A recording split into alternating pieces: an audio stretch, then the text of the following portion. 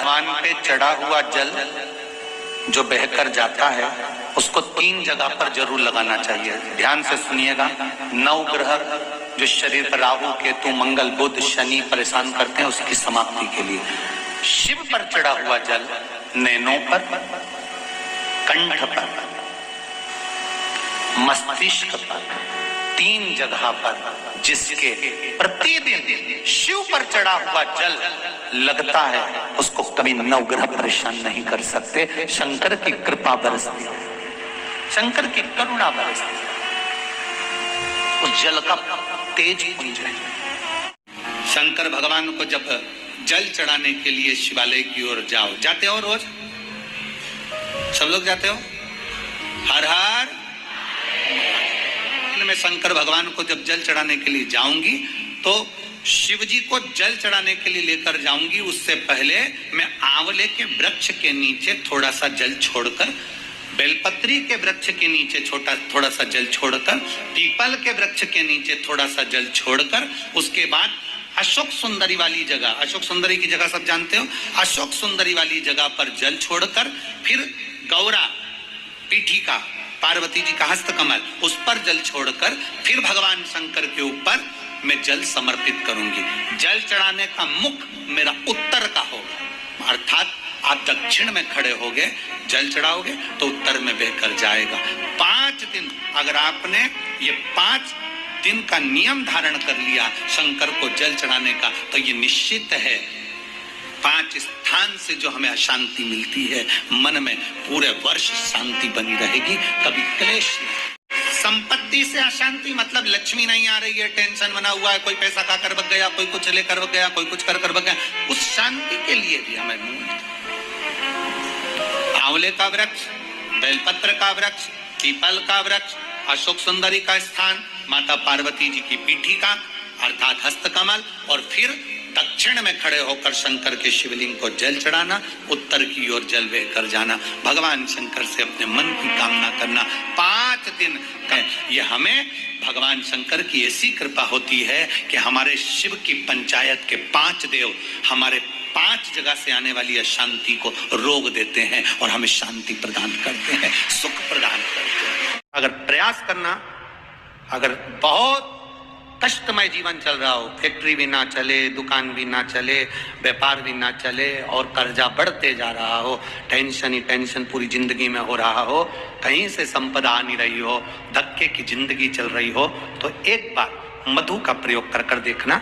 पान के पत्ते पर एक शहद की बिंदी रखकर लक्ष्मी जी को भोग लगाइए और शंकर जी के मंदिर में, शंकर भगवान के शिवलिंग पर एक पत्ते पर या पुष्प पर 1 बूंद शहद लगाकर शिव जी को समर्पित कर कर देखिए। अगला वर्ष तक इंतजार करना, बाबा आपकी जिंदगी में 4 चांद ना लगा दे उस मधु के बल पर, तो आनंद के। श्री शिवाय नमस्तुभ्यम मंत्र का जाप बेलपत्र के वृक्ष के नीचे बैठकर करना। उसमें एक बार आपकी कामना हो जाना चाहिए, उसके बाद तुम्हारे मन में ये नहीं आना चाहिए कि मैं इस कामना के लिए ये जप कर रही हूं। शुरू दिन आप जब बेलपत्र के पेड़ के नीचे बैठे, शुरू दिन जब आप बेलपत्र के वृक्ष के नीचे बैठकर कामना कर कर एक बार अपने मन में आ जाना चाहिए कि मैंने इस कामना से श्री शिवाय नमस्तुभ्यम मंत्र का जाप किया। और दूसरे नंबर पर है, जब बेलपत्र का पेड़ कहीं सूख गया और किसी किसी के यहाँ पर बेलपत्र का वृक्ष जब सूख जाता है तो उस वृक्ष को लोग निकाल देते हैं, तोड़ देते हैं, काट देते हैं, निकाल देते हैं। अगर किसी के यहाँ पर बेलपत्र का पेड़ कट गया हो, सूख गया हो, सूखा हो, किसी के काम नहीं आ रहा हो, तो वहां से बेलपत्र के वृक्ष की थोड़ी सी जड़ के पास का भाग लेकर आना और उसका चंदन जैसी मुठिया बना लेना और उसको फिर घिस कर मेरे देवाधिदेव महादेव को जब जल चढ़ाने जाओ तब वो बेलपत्री का चंदन मेरे महादेव को लगा कर आओ। हरे वृक्ष को नहीं तोड़ना,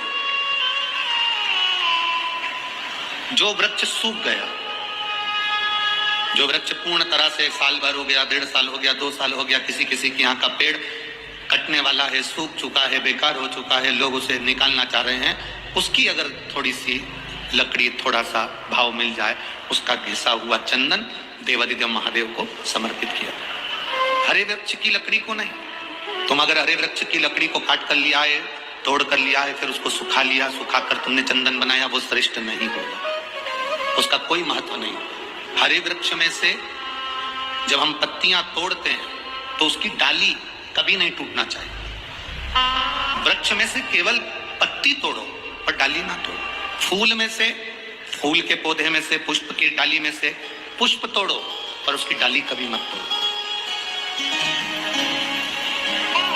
तुलसी मां, तुलसी का दल तोड़ो पर डाली कभी नहीं। आंवले के वृक्ष के आंवले तोड़ो पर आंवले की डाली कभी ना तोड़ो। पीपल के वृक्ष के पत्ते तोड़ लो पर पीपल की डाली कभी ना तोड़ो। शमी के वृक्ष के पत्ते तोड़ लो पर शमी के वृक्ष की डाली नहीं तोड़ना चाहिए। शिव महापुराण की कथा कहती है, हम फूल तोड़ते समय अगर डाली तोड़ देते हैं, हम पत्तियां तोड़ते समय वृक्ष की डालियां तोड़ देते हैं, तो 84 लाख योनि में से 20 लाख योनि वृक्ष की है और वो योनियां हमको भुगतना पड़ती है। इसलिए केवल पत्तियां, कोई कार्य अटक जाता है, कोई फाइल अटक जाती है, कोई काम नहीं होता, तो 5 जगह पर जल चढ़ाना प्रारंभ कर देते। पहला, ये शिवलिंग जलाधारी, बीच में अशोक सुंदरी का स्थान, 5 जगह पर हम जल चढ़ाना प्रारंभ कर देते जब कोई काम अटकता। पहला गणेश जी के स्थान, दूसरा षडानंद कार्तिकेय का स्थान, तीसरे नंबर पर अशोक सुंदरी का स्थान, चौथे नंबर पर जलाधारी के चारों तरफ और 5वां शिवलिंग का स्थान। जब हम यहां से जल चढ़ाना चालू करते हैं, फिर जल को यहां चढ़ाते हैं, फिर मध्य चढ़ाते हैं, फिर जलाधारी पर चढ़ाते हैं, उसके बाद शिवलिंग पर हम जल चढ़ाते हैं और धीरे धीरे जल चढ़ाकर अपनी जब कामना करते हैं, कितना भी कहीं पर भी पैसा अगर अटका होता है, 3-4 महीना अगर लगातार रोज जल चढ़ा है तो बाबा रास्ता खोज ही देता है, वो आता ही। एक हमने पहले कथा में कहा था कि उसका लोगों ने उपहास भी किया, हंसी भी उड़ाई, पर लोगों ने उसका प्रयोग करा तो फल भी पाया। आज भी उस पत्र को, यहाँ पर भी एक पत्र है उसका, हम बताएंगे। हमने कहा था कि बीज पत्ती पर शहद लगाकर जब आप अपनी पूरी मेहनत करें, पूरा कर्म करें और अच्छी मेहनत में तल्लीन रहें, और मेहनत करते हुए जब किसी कार्य के लिए जाएं तो मध्य पत्ती में मधु लगाकर, शहद लगाकर, सुना था कि नहीं सुना था, शहद लगाकर शिवलिंग पर उसको लगाकर फिर जाइए, कार्य में सफलता मिलती है, ये हमने कहा था। अब दुनिया के लोग भले हंसे, इसीलिए हमारे हिंदू धर्म के अंतर्गत माता लक्ष्मी का जहां पूजन होता है, माता लक्ष्मी की जहां आराधना होती है, वहां से दरिद्रता को बाहर निकाल दिया है।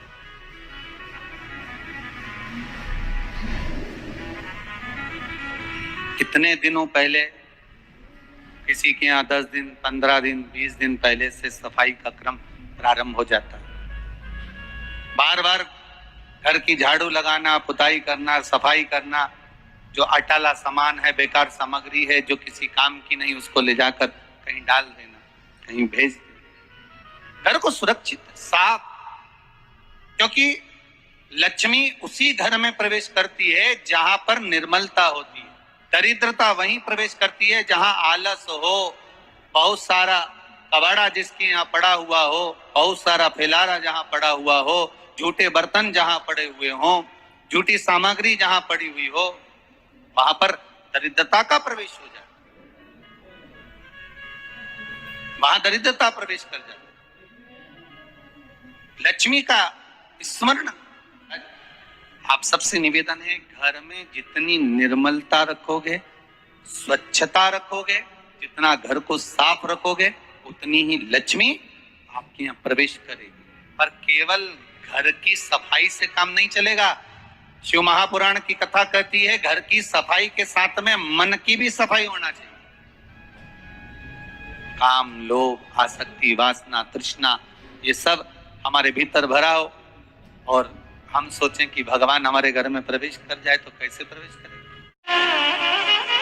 शुक्रवार के दिन बेलपत्री के वृक्ष के नीचे बैठकर घृत का दिया लगाकर शरीर में जो रोग है उसका स्मरण कर कर, शंकर जी से विनय कर कर, हे भोलेनाथ, आपने शुक्र देवता को संजीवनी मंत्र दिया है, तो क्या आप मेरे को वो मंत्र प्रदान नहीं करोगे?